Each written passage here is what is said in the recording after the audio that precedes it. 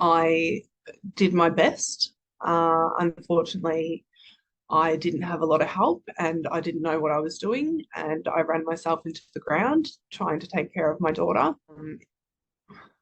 When she was about 7 months old, um, I hadn't eaten, I hadn't slept. I had my sister arrive and see that I wasn't coping. She took my daughter and said that she would take her for a few days and let me get my strength back. She proceeded to bring me a whole heap of food. So I was sitting on my kitchen floor eating when there was a knock at my door. Next thing I knew, I was in handcuffs and being taken to the mental ward.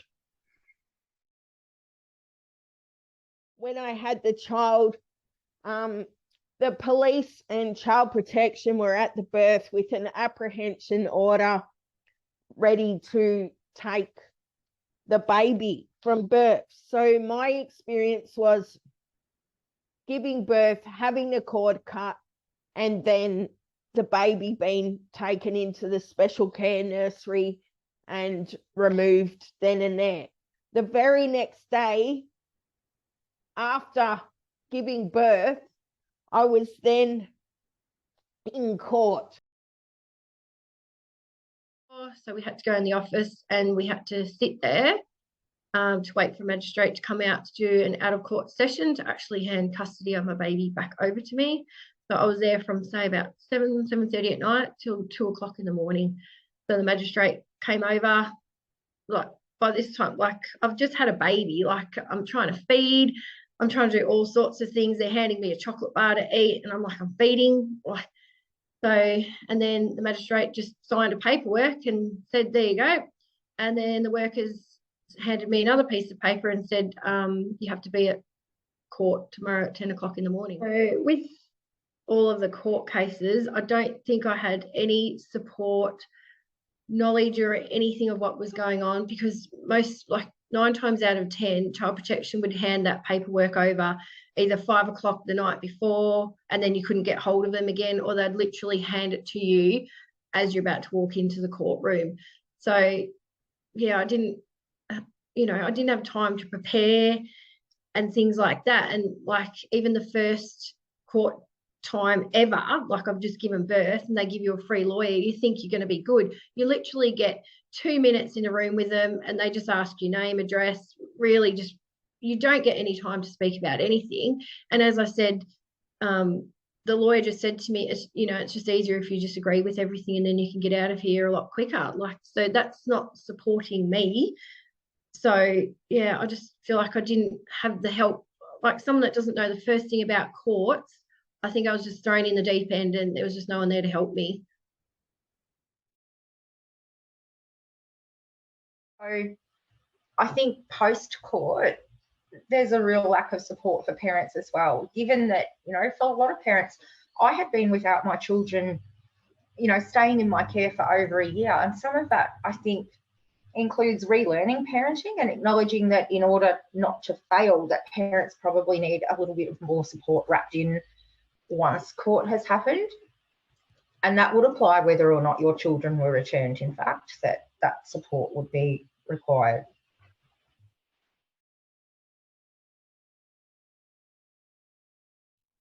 Often in these circumstances, I find professionals want to do what's easiest as opposed to what's best. So sometimes the best thing isn't always the easiest thing, but in the long term, it's the best solution. So I think that's something that I took away from the court space.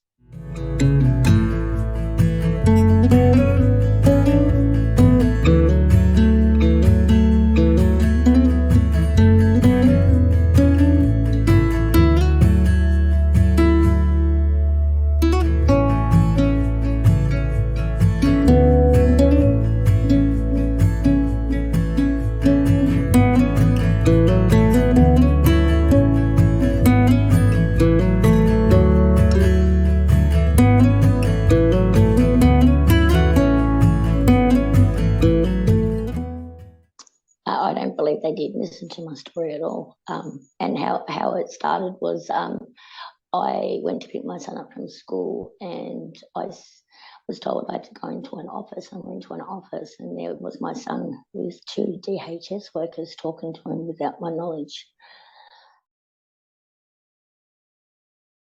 I had a few child protection involvements, and each one were different.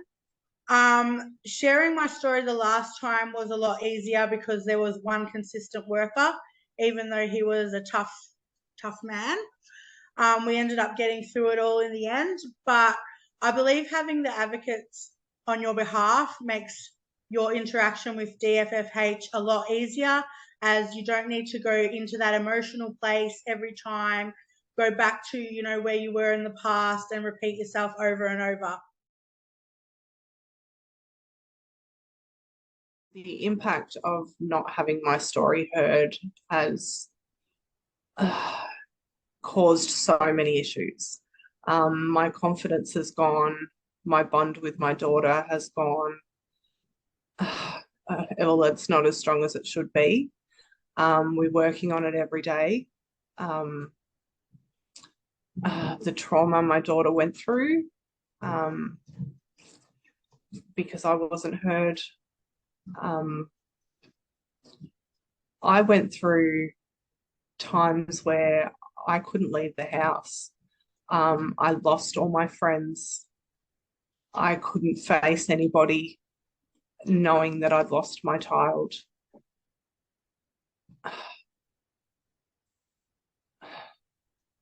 If only things had been different. I think really hearing validates the parent.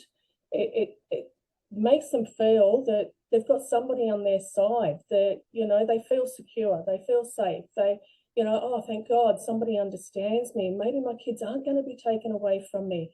Maybe it's not as bad as what I think. Maybe I'm the one that's just not coping and I need more supports. You know, how can this worker actually help me? It just opens up so much. So I think really hearing and not listening is just so powerful.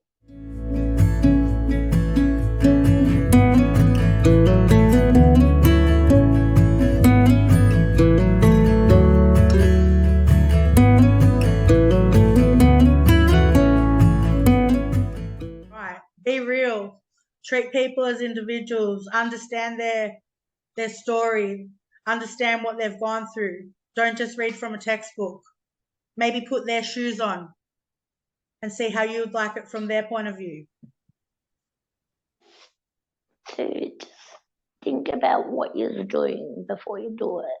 You know, there's always just think about the actions, you know, like what's it going to do to this family? Am I making the right decision? Am I making the right choice? Talk to the family, like talk to the mother and the father a little bit more. Go and help them. Don't just, you know, say, is there anything we need to help you with? Do you need help in, you know, we just need to get a skip and so you can get rid of all your rubbish in your backyard, you know. We don't have to reinvent the wheel here. We just need to include that missing piece, and that is parents, and they do need to be treated like parents and people. It shouldn't be this hard.